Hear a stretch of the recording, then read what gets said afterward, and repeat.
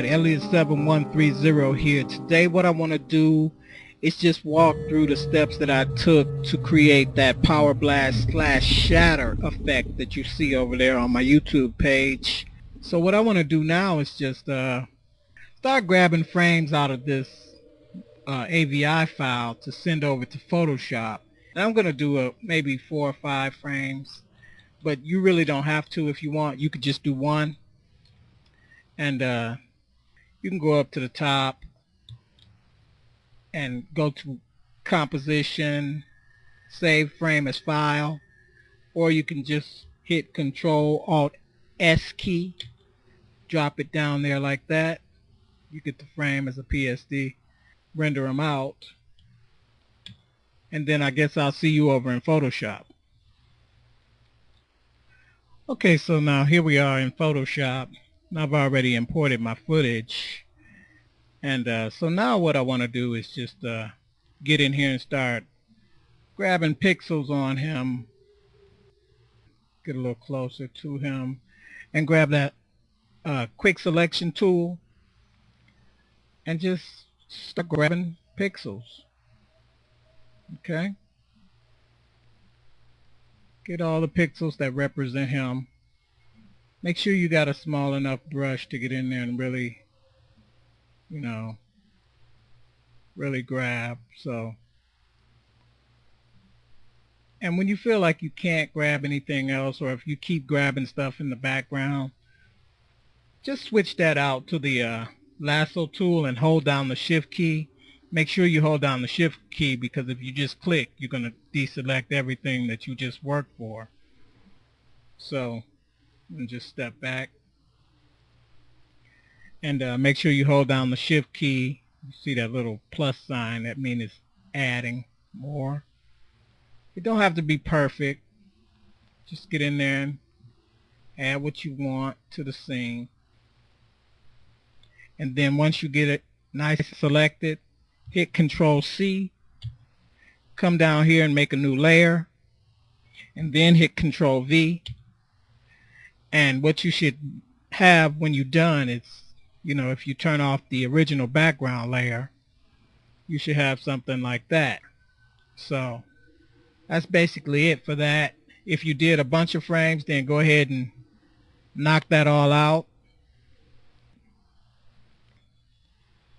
What I like to do is just grab that background layer, dump it in the trash so I don't have to worry about it later.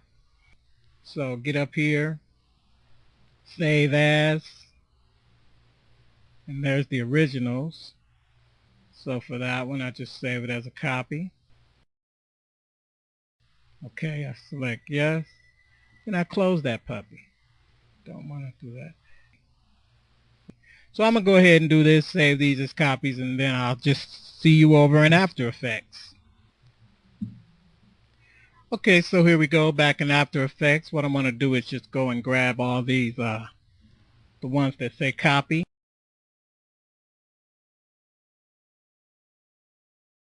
Just bring them all in as footage, merge layers, don't matter.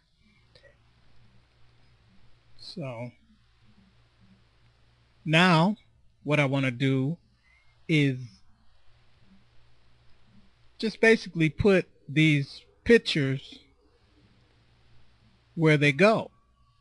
So I have one here that says it came on at 2 seconds, so I'm just going to grab that bad boy and drop it in at the 2-second mark. So let's just move to 2 seconds. So I'm going to just grab that picture. So it came in at 201. So what I want to do is just click on this number right there, the endpoint, and just turn that 1 into a 0. And now they should all start at 2 seconds. And you should end up, if you did multiple frames, you're going to end up with something like this. But if you only did a single frame, it should sit right on top of that AVI file, and you might not even see it. So let's shut some of these off. Actually, mine is upside down. So I want to get them right side up, so I'm going to pull them where they go. Okay, so now I got them all lined up. You notice that frame just stays on forever, because it's that Photoshop document. It comes on at the 2-second mark and just sits there in time. That if you got that, that's exactly what you want. Okay? If you did multiple frames, then you're going to see that, and they should all sit there forever. You're going to get like that butterfly effect. So what I want is for all of them to last for one frame, except this very bottom frame right there. What I'm going to do is just hold down shift, make sure I got all my frames selected.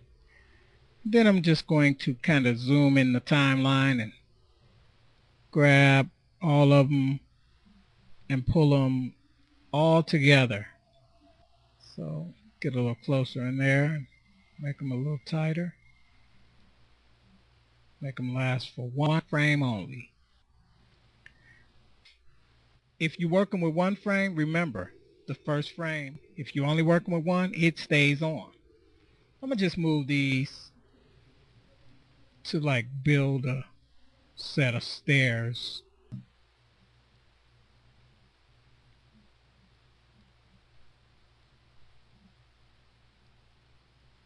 And the last frame, 205, it will come on right there. Let me zoom in a little closer. See how that looks. So yeah. So let's see what we get now. I'm going to shut off the AVI file also. So that's it. That's what we get right there. That looked pretty decent. Your photographs that you just brought in with the transparent background. So what I did, I went ahead and made me a background shot. And that's just an empty plate with nothing on it. So you wouldn't have to look at a black background.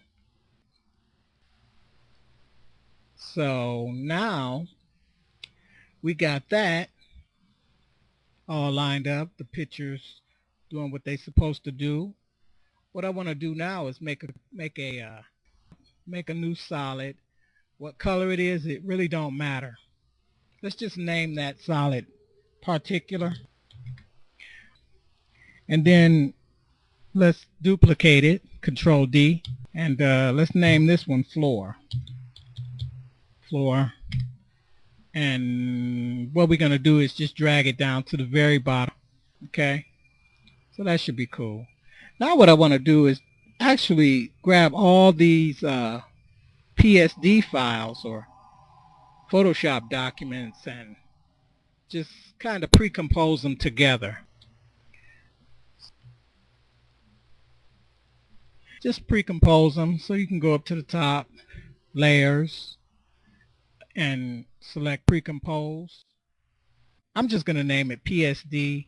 Maybe you should name yours PSD too, so when I say PSD you'll know what I'm talking about. So let's just name it the PSD layer. Okay, everything should be good. Now we got this pre-composed layer. In the next part of this video, what I want to do is focus on adding trap code particular, bringing this PSD file into particular.